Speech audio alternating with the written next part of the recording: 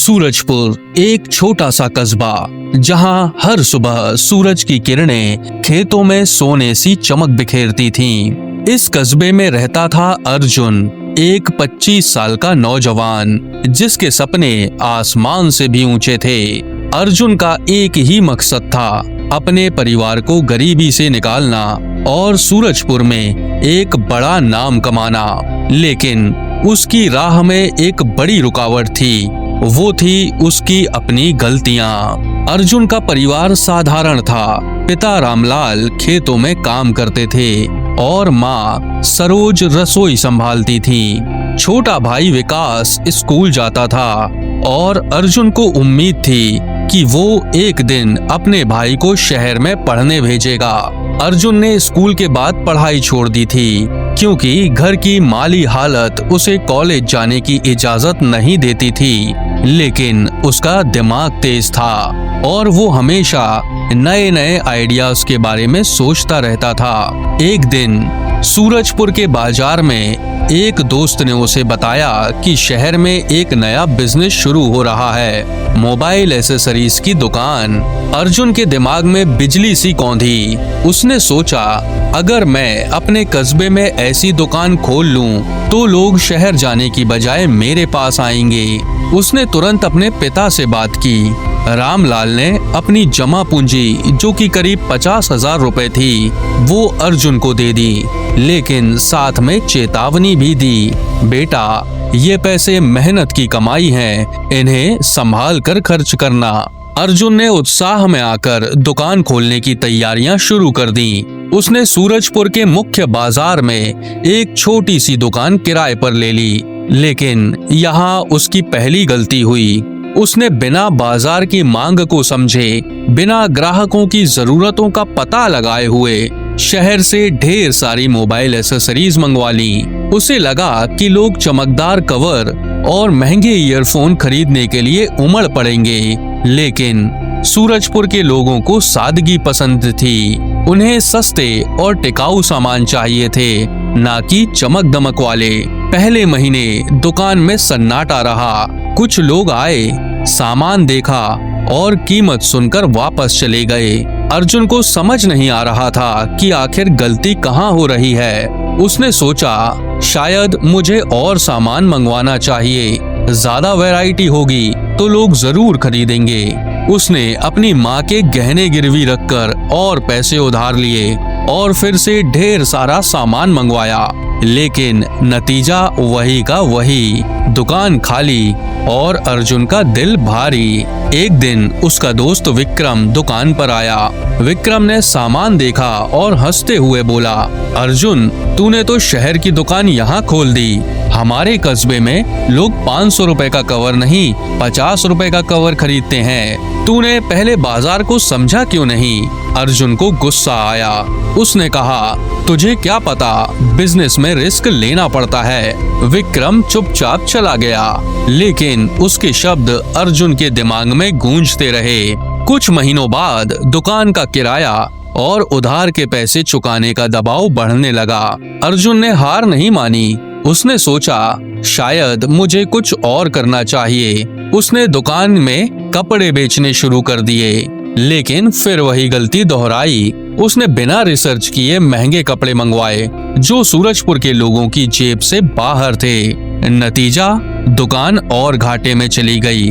अब तक अर्जुन की सारी पूंजी डूब चुकी थी और वो कर्ज के बोझ तले दब चुका था। एक रात जब वो अपनी खाली दुकान में अकेला बैठा था, उसकी आंखों में आंसू आ गए। उसने सोचा, मैंने पिताजी की मेहनत की कमाई डुबा दी, माँ के गहने भी चले गए, मैंने परिवार को और मुसीबत में डाल दिया। तभी उसकी नजर दुकान के कोने में पड़ी एक पुरानी डायरी पर पड़ी। ये उसके दादाजी की डायरी थी, जो उसे कुछ महीने पहले ही मिली थी। अर्जुन ने उसे खोला और पढ़ना शुरू किया।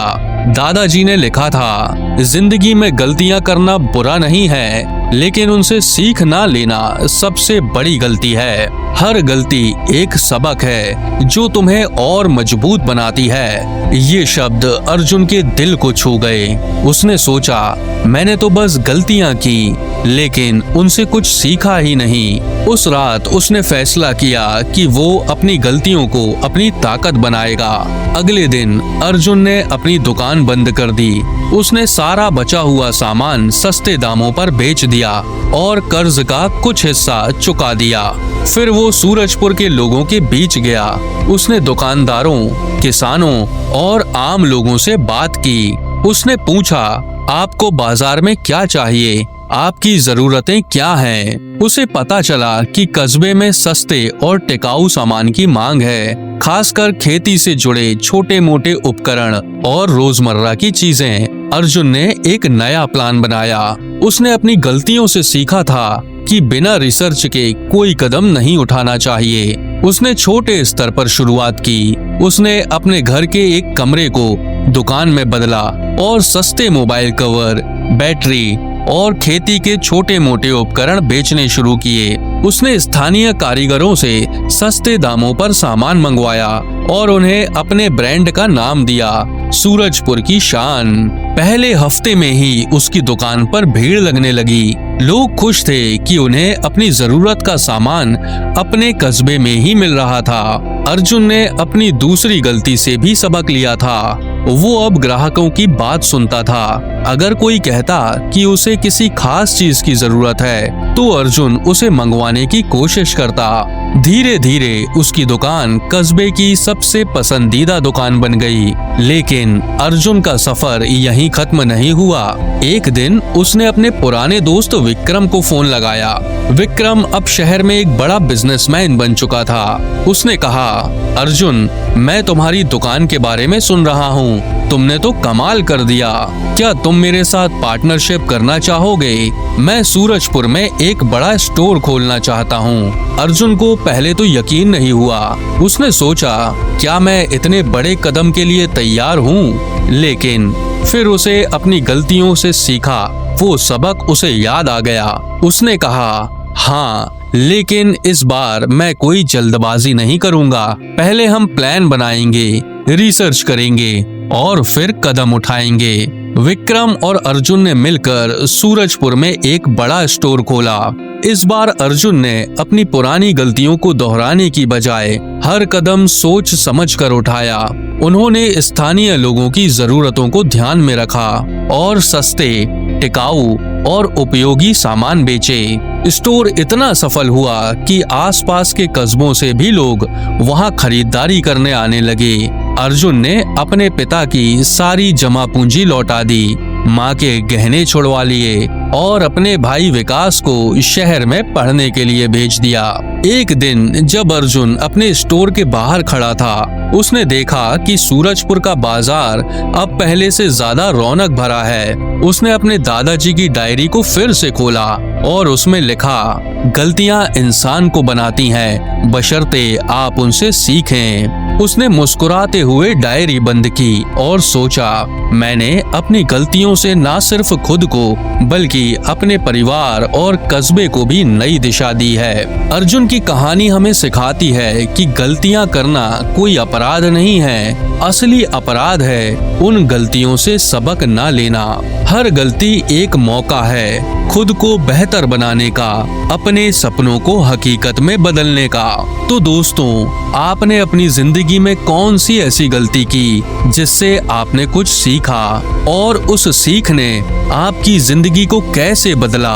अपनी कहानी हमारे साथ कमेंट में जरूर शेयर करिए। और अगर आपको ये कहानी पसंद आई हो तो इस वीडियो को लाइक करिए, अपने दोस्तों और परिवार के साथ शेयर करिए और इस चैनल को सब्सक्राइब करना बिल्कुल मत भूलिए। आपके सपोर्ट से ही हम ऐसी प्रेरणादायक कहानियां आपके लिए लाते रहेंगे। तो बेल आइकॉन को दबाइए और मिलते हैं अगले हफ्ते एक नई कहानी के साथ। तब तक अपना और अपनों का ख्याल रखिए।